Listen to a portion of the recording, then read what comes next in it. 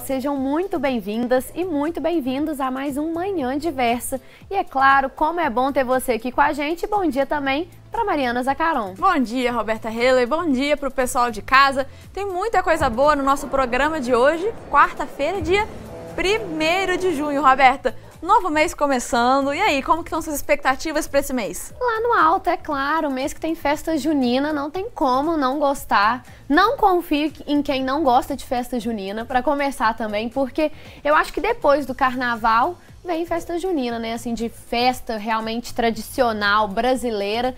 Então tô animadíssima, podem me chamar, viu, pra festa junina, eu adoro. Então tô animada. E você, Mari? Tô animada também, Roberto. Primeiro que a gente já sabe que vai ser minhas férias daqui a pouquinho. A gente merece, todo mundo merece um descanso, né? A gente adora estar aqui toda manhã, mas um descansinho é bom. Poder assistir o programa de casa, né? Só vendo ali a receita do Arthur, enfim. O lado ruim é que não dá pra comer a receita, tem que fazer ela em casa. Mas eu tô com a expectativa alta também por causa da festa junina, que eu acho que é a minha festa favorita, assim, festa típica brasileira. A festa junina com certeza tem um carinho, eu tenho um espaço especial no meu coração. Eu adoro festa junina, adoro as comidas de festa junina, que é aquele clima mais friozinho. Entendi, caldo, já indireto pro Arthur, entendi. Tem esse aconchego, Arthur. Então, assim, tá, as expectativas estão altas. Eu acho que junho é um bom mês e marca aí. A gente tá na metade do mês, metade do ano, né? Passou voando, né, Roberto? Isso aí, Mari. Mas enquanto, então, as suas férias não chegam, partiu mostrar pro pessoal de casa o que a gente reservou pro programa de hoje? Mas é claro, bora lá. Um dos assuntos que a gente vai ver aqui no Manhã Diversa hoje vai ser o homeschooling, ou ensino doméstico, porque a Câmara dos Deputados aprovou um projeto de lei que prevê a liberação dessa modalidade aqui no Brasil. Nós vamos falar também sobre a doença do silicone e o explante da prótese, que tem virado tendência entre as mulheres que optaram por aumentar o tamanho dos seios no passado. E quarta também é dia de ouvir relatos da vida real no quadro Um Café por uma História. E tem também as notícias das celebridades no nosso Mundo dos Famosos.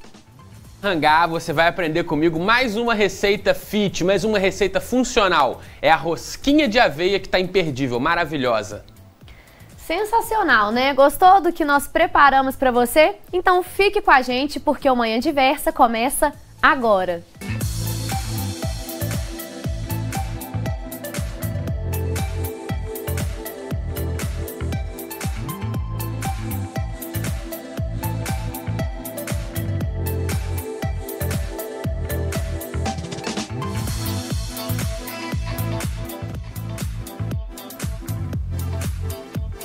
Colocar uma prótese de silicone para valorizar os seios ainda é um sonho de muitas mulheres. Esse é o procedimento cirúrgico número 1 quando a gente fala de cirurgias estéticas aqui no Brasil. Mas você sabia que no Brasil está cada vez mais comum as mulheres decidirem retirar as próteses mamárias de silicone que eram antes tão desejadas? Um levantamento realizado pela Sociedade Internacional de Cirurgia Plástica e Estética mostra que no ano passado foram realizados 25 mil procedimentos com esse objetivo.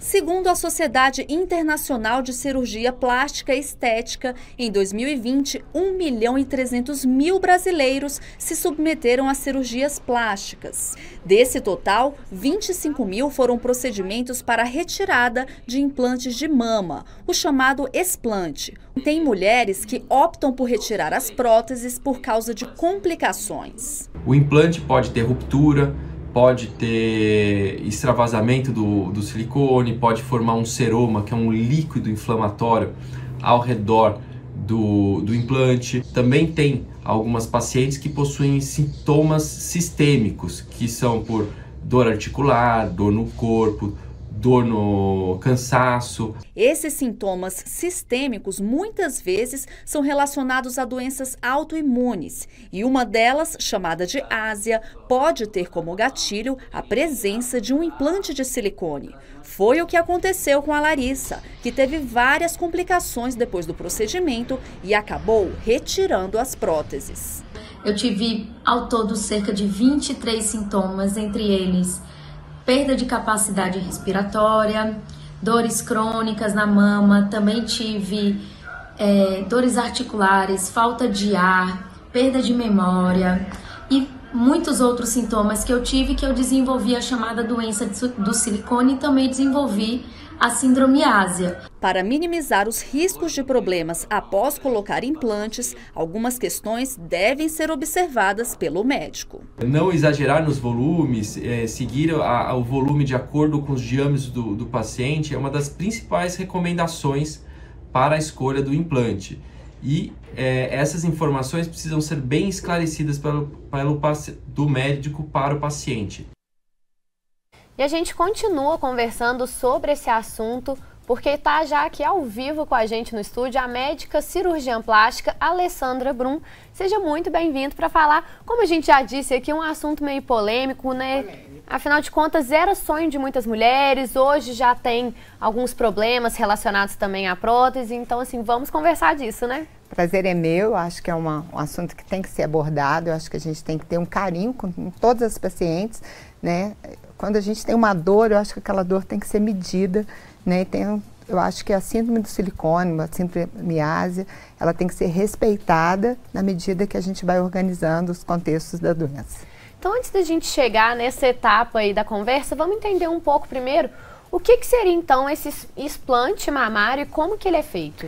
Então, a colocação da prótese de silicone, né, ela vem ganhando um boom mundial e junto com ela eu acho que tudo que aumenta também tem uma tendência a regredir. E a regressão disso é a extrusão, é a tirada dessa prótese. Então é um procedimento cirúrgico, da mesma forma que nós fazemos a colocação, nós vamos para o bloco cirúrgico e retiramos, fazemos a explantação da prótese. Então é a retirada da prótese. E qual que seriam os motivos por trás desse aumento, dessa busca pela remoção da prótese de mama? Eu acho que primeiro, não só, né, a causa da doença de silicone ou da síndrome ásia, uma mudança de padrão mesmo da estética feminina. Eu acho que a mulher antigamente ela seguia um padrão quase que internacional, o bonito para todos é igual. Hoje tem uma individualização, acho que assim, o corpo está sendo olhado como um todo por nós mulheres, né? Eu não vejo uma parte, não vou olhar meu peito, quero um peito grande porque está na moda, não. Hoje você olha o seu conjunto e dentro daquele conjunto, se te cabe um peito, se te cabe uma prótese, se te cabe uma mama maior, você está desejando ou não colocá-la. Então, a partir do momento que você mudou o seu padrão estético, você mudou, né? Você envelheceu, você teve filhos, uma nova fase da vida, essa nova fase gerou para nós mulheres a opção de tirar, né? De mudar. Eu quero diminuir minha mama, não estou seguindo o padrão estético mais como era antigamente. Então, eu acho que é muito relacionado a isto também.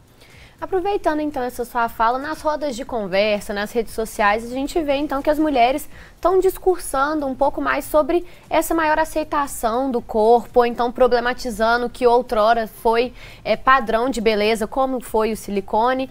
Como que você, enquanto cirurgiã plástica, analisa isso, né? Essa mudança que está tendo?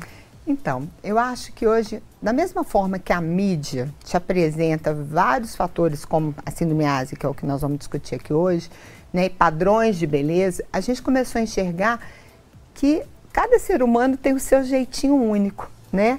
A gente não é uma cópia do outro. Então, o que eu vejo hoje no meio das, né, quando eu sento, eu falo que a gente faz consulta até em bar, né? Uhum. Eu vejo que a individualidade está vindo um pouquinho, a gente está voltando esse espectro do meu eu, não do eu coletivo. Então eu acho que a mulher ela está começando a se olhar no espelho com um pouquinho mais de carinho, com um pouquinho mais de admiração. E não uma busca daquela coisa perfeita, daquela coisa do filtro, daquela coisa da internet. Então assim, não é nem que é um retrocesso, não. É uma equivalência do seu valor. Eu acho que a gente tem que ter um valor próprio, não um valor universal. E além dessa opção de remover completamente a prótese, tem as pessoas que optam por trocar por uma prótese menor ou uma prótese maior também. Eu acho essa questão de mudança até do próprio padrão de beleza, né, da pessoa. O meu maior boom no consultório hoje não é explantar. Eu nunca explantei um implante, falando a verdade, né? Tirar o implante por um desejo ou por um medo. Eu, Alessandra Brum. Mas assim, trocar o implante por um menor, ou às vezes fazer a manutenção daquele tirar tecido mamário, é uma das coisas que a gente vem observando. Então, assim, é um padrão estético que realmente está mudando, como daqui a um tempo pode voltar a ter um padrão estético de valorização de uma mama maior. E quando a gente fala, então, da retirada mesmo, muitas vezes isso está atrelado também às doenças relacionadas, né? Quais seriam as principais? Então, o que vem acontecendo nos últimos tempos e a gente ainda não tem um estudo tão comparativo, uma coisa a longo prazo, que eu acho que é o que está faltando. Muitas mulheres vieram linkando, né? A gente chama de síndrome Asner, uma síndrome de uma doença autoimune induzida por um fator externo, vamos falar num português mais simples. Esse fator externo pode ser uma vacina, esse fator externo pode ser um vírus, uma bactéria, uma prótese, um preenchedor. Então, elas começaram a associar dores musculares, fibromialgia, ressecamento de boca, diversidade, alterações de humor, de sono. E com o boom da internet, né, quando existem grupos que se assemelham, elas se linkam naquilo ali, então acabou que virou um boom mundial de estudos sobre a doença do silicone ou síndrome Asner, que não temos ainda comprovadamente os estudos para falar sobre isso. Acho que daqui a uns tempos, né, todo mundo está de olho aberto. Eu acho que a gente tem que ter um olhar, como eu falei no início, muito carinhoso para qualquer paciente com suas queixas. Eu não tenho pacientes com queixas de Asner, não tenho pacientes com queixas de síndrome de silicone, mas eu acho que quando tem uma dor, a gente tem que respeitar a dor dessa paciente. Com certeza. Eu acho que talvez uma preocupação muito grande que as pessoas optam, quando optam por remover a prótese, seja por uma preocupação com a saúde, seja por uma mudança do padrão estético da própria pessoa, é com como vai ficar a aparência dos seios após a remoção. Até porque a pessoa colocou a prótese por uma questão estética, então, né, a preocupação da estética também vai existir nesse momento. Afinal, como que fica ali o resultado final? Então, eu acho que, como a gente, é a história do estica e puxa, né? Quando a gente coloca uma prótese, a gente teve um estiramento de fibras musculares, né? Se a gente botar no plano retromuscular, um estiramento de glândula, um estiramento de pele, a gente teve um peso em cima daquela mama. Então, aquela mama, ela vai ganhar flacidez. Então, o que a gente tem que ter noção é o seguinte: tirou essa prótese, a gente vai ter que montar essa mama. Então, nós vamos ter que fazer uma mamoplastia ou uma mastopexia, dependendo. Então, a gente vai ter que tirar a pele, na maioria das vezes, para que essa mama fique numa posição que a gente goste e que seja bonita para a paciente. Doutora Alessandra, a gente vai para um rápido intervalo. Na volta a gente vai falar um pouco mais sobre como que é esse pós-operatório, o que se sabe até agora, né, esses estudos aí iniciais da doença de silicone. Então você aí de casa, fica o convite para participar para a gente. Então se você tem alguma pergunta, alguma dúvida sobre esse assunto, manda para a gente pelo Instagram, @tvdiversa, ou pelo nosso WhatsApp que aparece aí na tela para você. E não sai daí porque a gente volta rapidinho.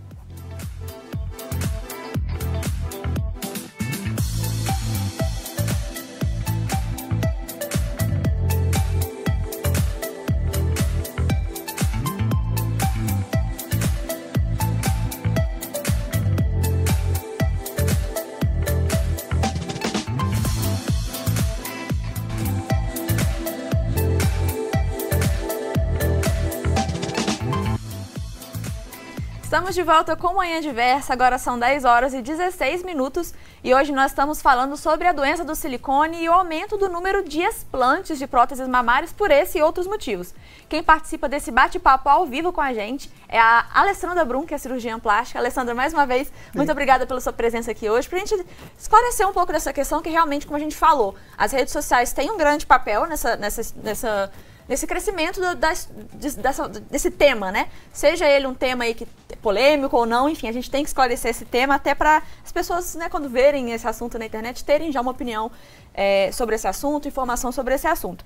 E aí a gente começou a falar no primeiro bloco um pouco sobre a questão do aumento do número de pessoas que optam por remover ou reduzir o tamanho da prótese de mama, né? E a gente falou um pouco sobre como é feito, no caso da remoção, como que fica a aparência dos seios, né, após, e você falou que precisa fazer, além da remoção da prótese, fazer ali alguns ajustes, né, remoção de pele, enfim. Ajuste por causa do aumento de volume, né, pela distensão. Então, exatamente, a gente vai ter que reorganizar esse tamanho. E então, aí, levando isso em conta, como que então esse pós-operatório, ele é parecido com quando a pessoa coloca a prótese ou é muito diferente? Não, eu acho que o pós-operatório é um pouquinho diferente, porque quando a gente só coloca a prótese de silicone, ela é uma cirurgia que é feita sob anestesia local e sedação, num bloco cirúrgico, tranquilamente, e o que a gente tem de narrativa das pacientes é o peso do implante, né? Uma cicatriz muito pequena, na maioria das vezes, em região inframamária, de 4 a 5 centímetros. Quando a gente vai retirar a pele, essa cicatriz já não é uma cicatriz tão pequena. Apesar de hoje a gente trabalhar com cicatrizes reduzidas, né? Eu, pelo menos, trabalho com cicatrizes mais reduzidas, mas elas são cicatrizes que podem englobar a região da areola, do complexo areolo-mamilar, a linha do T. Então, são cirurgias que o explante, por incrível que pareça, o pós-operatório é mais enjoadinho do que a colocação simplesmente da prótese de silicone.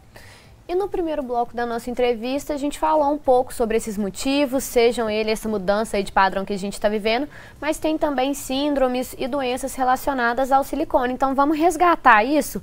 E como a gente viu também na reportagem, então algumas pacientes relatam sentir sintomas sistêmicos, né, após o implante do silicone.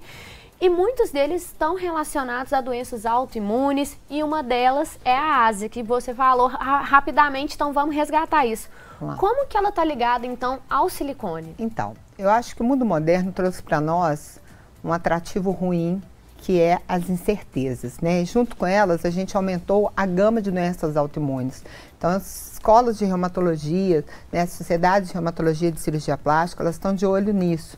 E muitas vezes a gente começa a colocar substâncias dentro do nosso organismo que induzem a sintomatologias como dores, né? A queixa principal é dor, mialgia mesmo, dor muscular, dor articular, como se fosse uma artrite reumatoide. Geralmente quem tem uma síndrome ásia tem uma associação com doenças do colágeno, com doenças reumatoides, por isso que as duas sociedades são sempre juntas. Né? Alterações de sono, alterações de humor, né? Boca seca, são os padrões de diagnóstico que a gente vai seguindo. Mas para constatar uma síndrome ásia não é somente ter esses sintomas. É um conjunto de sintomas maiores e menores que a gente fala, juntos com exames laboratoriais, para a gente fazer a determinação se é ou não uma tendência a ter uma síndrome ásia ou uma doença do silicone. E aí, justamente, a próxima pergunta é sobre a doença do silicone, né? Ela explica um pouco pra gente o que é essa doença do silicone, ela é parecida com a ásia ou não? Sim, como que é? Os sintomas da doença do silicone e da síndrome ásia são bem semelhantes e eu falo que tudo que começa a ser demais, a gente começa a ter mais estudos. Então, a colocação de prótese de silicone há tempos atrás era uma coisa mais socializada, muito menos pessoas conseguiam colocar, né, o implante. Quanto mais você coloca alguma coisa, mais estudos você tem sobre isso. E dentro desses estudos, os sintomas são muito equivalentes. Uma coisa que a gente vem observando hoje dentro do consultório, que eu acho que a valorização da paciente não é a doença do silicone, mas assim uma contratura capsular, que as pessoas acham que é uma doença do silicone e não é. A contratura capsular, ela é algo que pode ocorrer, que é uma fibrose ao redor da cápsula, como se fosse uma proteção do nosso organismo à prótese. Já a doença do silicone são esses sintomas, muito relacionados à fadiga, muito relacionados à dor e muito relacionados a alterações de humor. É possível a gente dizer que talvez esses sintomas estejam relacionados com talvez uma rejeição do corpo à prótese ou não? Eu acho que mais um tributo de inflamação, não uma rejeição, porque aquela prótese, a contratura tem mais chance de você fazer um explante por uma extração da prótese querer ser eliminada do que a própria síndrome ásia ou a doença do silicone. Eu acho que é um processo inflamatório, um processo infeccioso, imunológico do organismo à prótese. Doutora Alessandra, você falou que os estudos relacionados, né, seja a síndrome e essa doença, eles ainda estão no início. Estão caminhando, estão engatinhando. Tem um motivo para isso, porque eu acho que o implante, ele não é uma coisa, não é um procedimento novo, né? E por que agora que começou, então, a voltar esse olhar para esses casos em que as mulheres relatam esses sintomas? Eu acho que a mídia, ela potencializou muito, né? O conjunto de mulheres que hoje consegue se unir sobre uma mesma causa, né, gera um advento maior sobre aquela causa. Então, eu acho que mais a potencialização mesmo da mídia sobre a explanação, né, dos sintomas que as pessoas têm. Porque antigamente a gente não sabia nem que alguém sentia isso e estava relacionado àquilo. Então, eu acho que o advento da mídia tem esse poder. Eu acho que a mídia é que trouxe, que está levantando essa poeira para a gente poder ver realmente se tem ou não um viés de solução ou se é realmente uma doença. E as técnicas também utilizadas para fazer esse tipo de procedimento e o tipo de prótese, né, que é utilizado também vai avançando com o tempo, né? A gente vê aí uma mudança, o tipo de procedimento que era feito anos atrás e o procedimento que é feito hoje é bem diferente, né? Com certeza. Eu acho que assim, eu já coloco prótese há mais de 20 anos, eu acho que a qualidade do gel, a qualidade dos implantes, Antigamente a gente falava assim, tem que trocar em tanto tempo. Não, hoje a gente tem que acompanhar, né? Você tem que fazer seu preventivo, você tem que ir no seu ginecologista, seu mastologista, seu cirurgião plástico, quem for. Eu acho que a qualidade de tudo, a pureza do gel, veio assim, é um boom. Tecnologicamente, como a gente avança, né, para descobrir que existem pessoas que estão com alguns sintomas, tecnologicamente também a gente avança na qualificação do gel que está sendo usado nessas próteses.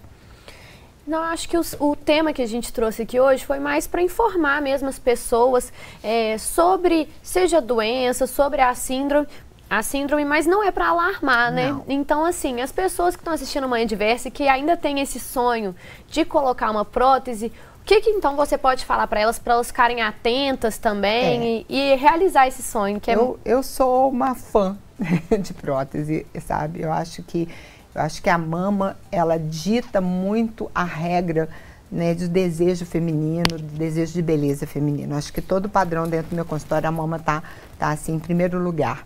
Eu acho que a mulher que quer colocar um implante, ela tem que ter o bom senso de respeitar os limites do seu corpo, né? Não adianta você ser uma pessoa pequena, uma pessoa delicada e quer colocar um implante muito grande. Eu acho que realmente a gente tem limites de tórax, limites de extensão de pele, de qualidade de pele. Eu, Alessandra, não tenho nenhuma paciente poliqueixosa, não tenho nenhuma paciente que tem queixa de nenhuma desses sintomas que eu te falei, como a maioria dos meus amigos, mas eu novamente respeito. Temos que ouvir a dor da nossa paciente, né? Então eu acho que é isso, é respeitar seu desejo, ter bom senso, escolher um bom profissional e uma boa prótese para você ter um resultado a longo prazo que te deixa feliz. Eu acho que isso aí é a chave também, encontrar um bom profissional que vai justamente escutar o desejo da pessoa, mas ao mesmo tempo saber falar para ela, olha, isso que você está querendo está indo um pouco além, pode ser que o resultado não fique legal, pode ser que dê complicações, enfim, eu acho que o profissional tem esse papel das duas coisas, respeitar e também aconselhar, né? Eu acho assim, uma coisa que eu sempre falo, que o não, quando alguém te fala não, ele não está te falando não, a profissão daquela pessoa é ganhar dinheiro com aquele procedimento. O não é muito sábio, né? Então se alguém falar, não faça, não coloque, escuta, sabe? Tem um bom senso de falar, ele não está me falando não à toa, ela não está me falando não à toa, né? Então assim, eu falo mais nãos do que sim, entendeu? Então eu acho que o empoderamento feminino não pode cruzar a linha da saúde feminina, né? A gente tem que ter esse bom senso e encontrar um profissional que seja capacitado e uma boa tecnologia para ser usada. Doutora Alessandra, gostaria de agradecer então a sua participação aqui no Manhã Diversa. Foi um prazer te receber aqui para também esclarecer todas essas dúvidas. As ordens. Muito obrigada. Carinha minha. E no próximo bloco tem Bora Rangar. Hoje o chefe Arthur Veloso vai ensinar uma receita super saudável, rosquinha de aveia. Continue com a gente.